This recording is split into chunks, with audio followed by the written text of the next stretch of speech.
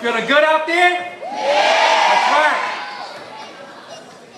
I'd like to start off by saying good evening to President Huntington, Provost and Senior Vice President, Dr. S. Probano, Dean Jones, Dr. Wright, faculty, staff, family, friends, and of course, my fellow graduates.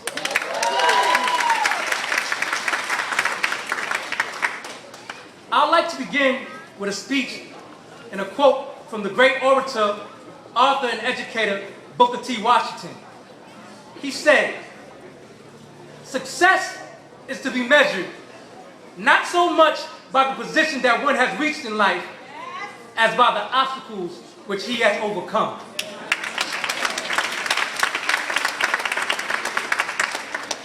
"2014 SNR graduates, what you will receive by achieving your goal is not as important as who you have become by achieving your goal.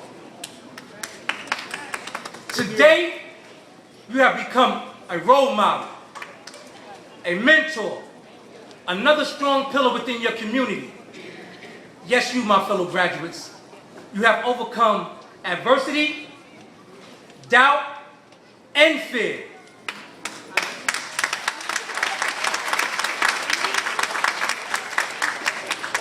You have become that leader who can now say, no dream is impossible. I need y'all to say that with me.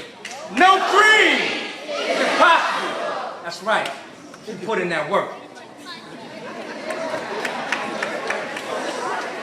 You see, I know firsthand what it means to hold on to your dreams. From 1991 until 2006, I was in prison. I spent 14 and a half years of my life holding on to my dreams.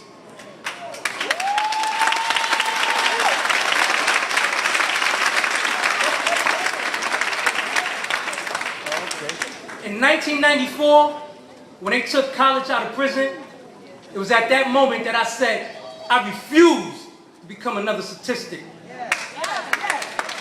That one day, when I'm released, I will go to college and graduate and make my parents proud and show my wife that her waiting by my side was not in vain.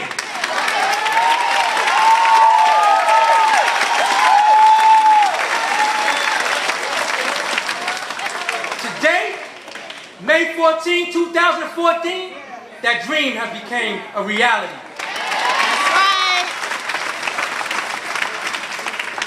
But it did not come without hard work. In 2006, when I was finally released, I immediately enrolled into New York City Tech College. Going to school part-time and working was a challenge, but I stuck it out. While a friend of mine, she dropped out after a year.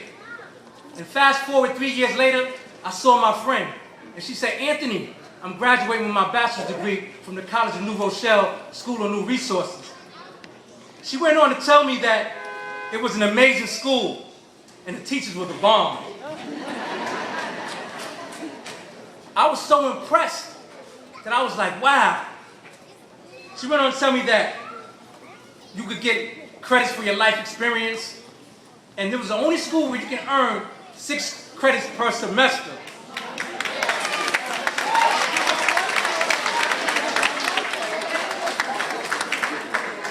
She said, "Anthony, you would definitely thrive in SNR." I was so impressed that I was taken away. I said I needed to find out about SNR because City Tech was no longer a challenge for me academically. I couldn't wait to get my associate's degree and graduate. And that's exactly what I did. When I came to SNR, everything that my friends said about SNR was correct. Arriving at the Brooklyn campus, I was immediately challenged academically. With each class, the bar was raised higher and higher. Exactly. Y'all know. I constantly complained to my wife about the level of work. But like all of you, I rolled up my sleeves and got busy. For we knew that what failure was absolutely. I learned so much about various cultures, my community, and myself. Courses such as the urban community taught me about the community that I lived in. My writing and reading level skills were taken to another level in modes of analysis, which was a very intense class. But wait, what about ways of knowing? But it made me realize how much knowledge I had gained during my college career. You see, S&R was determined to make sure that each student's level of writing, doing research papers, and orally presenting their work was of top quality. They say, be careful what you ask for, because those exit exams were no joke. You see, S&R's informal way of presenting education is reflective of how John Dewey envisioned education. He believed that education must be engaged the student, allowing them to critically reflect and think. Dewey said, education is not preparation for life.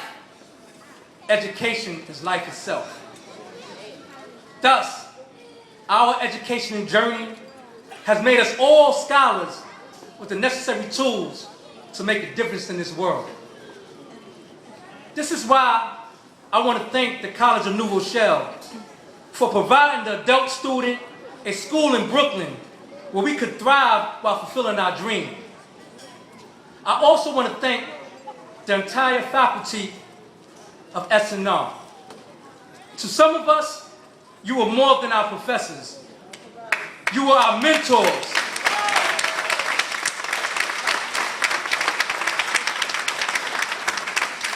Our supporters, and even our coaches.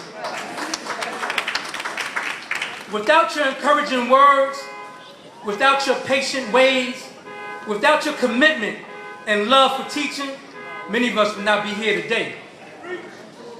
And let's not forget about Dr. Wright, our campus director, and others.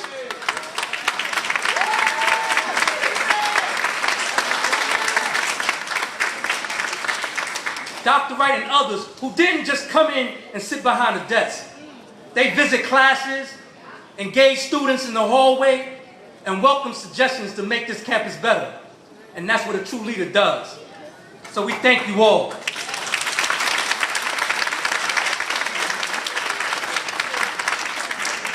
But today, May 14, 2014,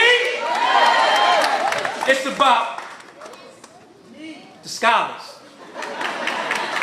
Therefore, it gives me no greater pleasure than to address my peers. Today is our day. This is our moment. No one will ever be able to take away this minute, this second, this hour. Those feelings that you had this morning when you woke up, and those feelings that you experience right now are the best in the world. Because we did it. That's right.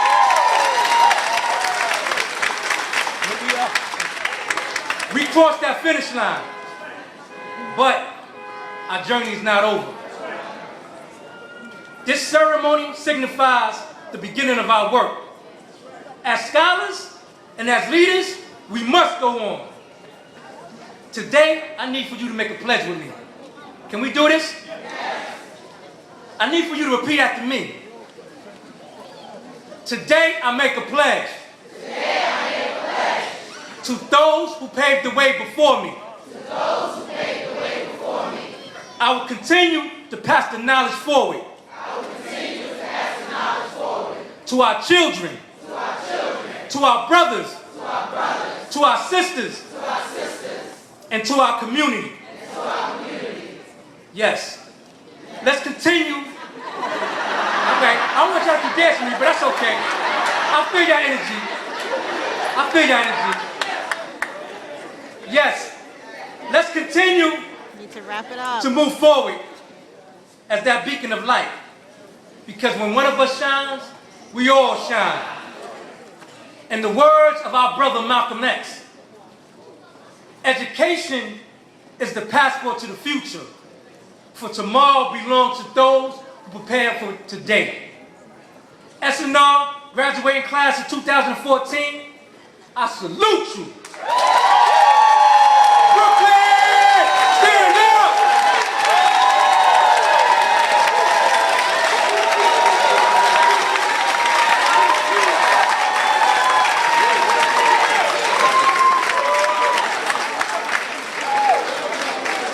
That speech was way too long.